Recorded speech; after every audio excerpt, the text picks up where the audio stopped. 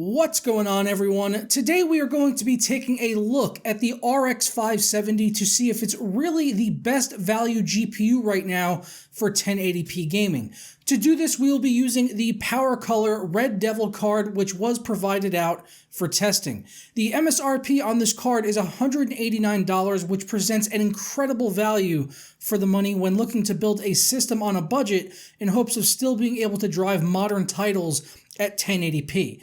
For anyone watching this video at the time of its release, you will likely find it difficult to purchase these cards at the manufacturer's suggested retail price because of Ethereum miners purchasing any card they can really get their hands on, but I do expect those prices to stabilize eventually. Over the course of the past month, the value of Ether has dropped from its record high of $388 down to $181 where it sits today. So with the extreme level of volatility we are seeing in the market, I really do believe it's only a matter of time before we see GPU prices normalize across the board. So for that reason, I will still be reviewing this card on the basis of its MSRP of $189. With that out of the way though, let's take a look at the card we will be benchmarking along with the test setup I was using. The card, as mentioned, is the Red Devil RX 570 that has great build quality on the black and red triple fan heatsink design to keep our temperatures down when gaming. I let the card run on the Heaven benchmark for 30 minutes where temps hovered around 65 degrees Celsius, although in some gaming scenarios it got as high as 67 degrees. Still though, definitely a perfectly adequate temperature reading that should not impact performance in any way. The card is powered by a single 8-pin power connector and boasts a fairly low TDP of 120 watts on the 4GB GPU, so you won't really need a beefy power supply to run this thing. On the backside, we have an all-black backplate, which can help with preventing GPU sag and also gives any card a better look, in my personal opinion. I also love that having a backplate allows me to manhandle my cards a bit more without having much concern for shorting out the PCB, which is protected underneath. I did run a quick sound test with the GPU under full load to give you an idea of what the fans could sound like during intense gaming, so let's go ahead and take a listen now.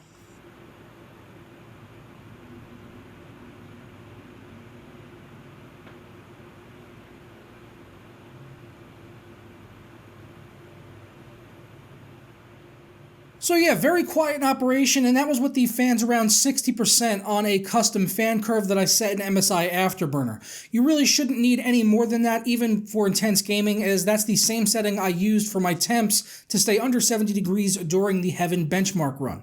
One thing I want to mention as well, which I covered in a previous video, is a driver bug that AMD introduced a couple versions back, where the GPU utilization will only show 16% usage in the Wattman software, as well as any third-party applications like Riva Tuner that I use for my overlay. It's not something that impacts performance at all, because if the card was running at 16%, it would not get anywhere near the performance we will see in our benchmarks in a few moments, but I did want to mention it in case anyone was curious why you'll be seeing that in my overlay. For the testing, I was running the latest driver from AMD, which is 17.7.1, and the system I used was my FrameRater build, along with the i7-7700K clocked at 5 GHz, along with 16 GB of G.Skill RAM at 3200 MHz. I am fully aware that this system is likely a bit more high-end than what someone would pair with an RX 570, but the reason I use it is to eliminate any potential outliers that could get in the way of GPU testing, like a slower processor that could affect performance in some benchmarks. With all that out of the way though, let's get into the benchmarks, which were all done at 1080p on the high preset for each title shown here. As you can see, the RX 570 is crushing it at 1080p in most of the games tested here. The only one that gave performance issues was The Division, where it had a 53 FPS average and a 1% low of 31.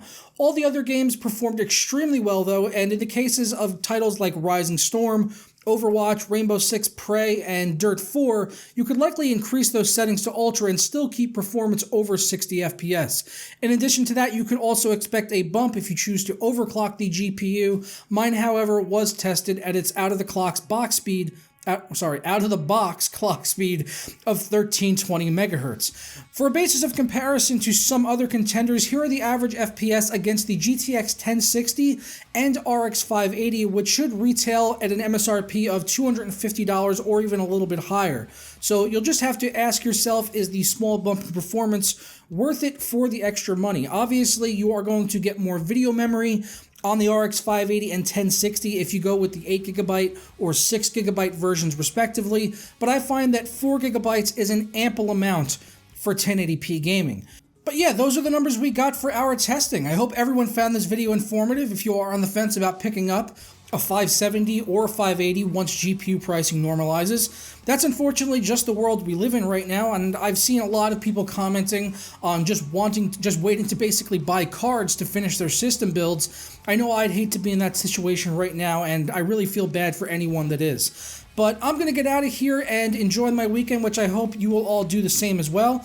As always, I look forward to your feedback in the comments on today's testing and what you think of the current GPU pricing situation we find ourselves in, and if you think the pricing will normalize soon because of the current pricing crash on Ethereum and Zcash. Also, don't forget to leave a like on this video if you enjoyed it, and subscribe if you're not already. I'll also be sure to include a link over to Amazon where you'll hopefully find the RX 570 for a normal price in the not too distant future. And I will catch you guys next time. Ta-ra.